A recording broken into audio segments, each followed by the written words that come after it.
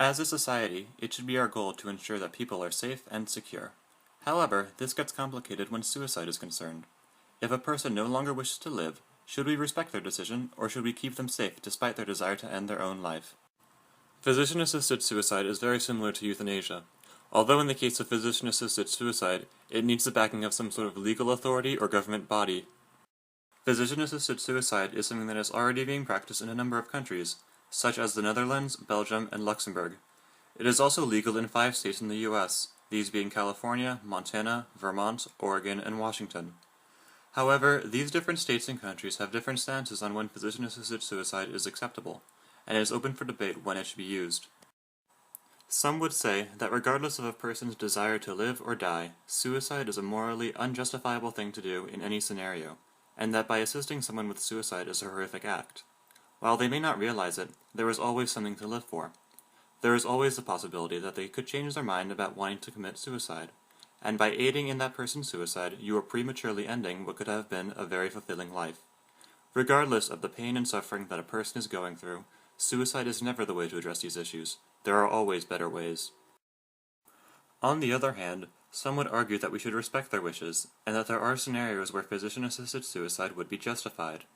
While we should try our best to ensure the safety of all people, we shouldn't let that interfere with a person's wishes.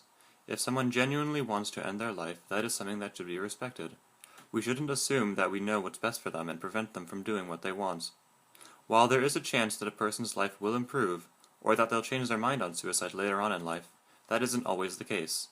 In these scenarios, there is no reason to prolong their suffering, and the moral thing to do would be to respect their wishes.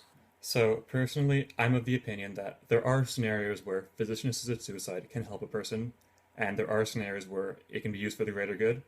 However, these scenarios need to be very rare. I don't think physician-assisted suicide should be the norm. It should only be used in extreme scenarios and only used when all other options have been exhausted, when there's no other option to help the person. In terms of determining what scenario physician-assisted suicide would be helpful in determining certain parameters to help it out, I think we should just copy the Netherlands. They passed the Termination on Life and Request an Assisted Suicide Act in 2001. And what it basically does is it lays out the exact scenario where it is justified to help a person with suicide. These parameters would be if the patient's suffering is unbearable with no prospect of improvement, the patient is fully aware of his or her condition and prognosis, and the request has to be voluntary and persistent over time.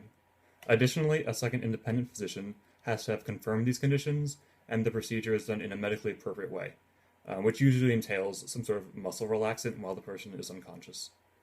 I'm aware that taking a human life is a big deal. I don't think it's something that should be done lightly. And like I said before, I don't want this to become a common practice. I don't think this should be something that we're seeing every day, and that it should only be used in these extreme scenarios. So yeah. Have a nice day.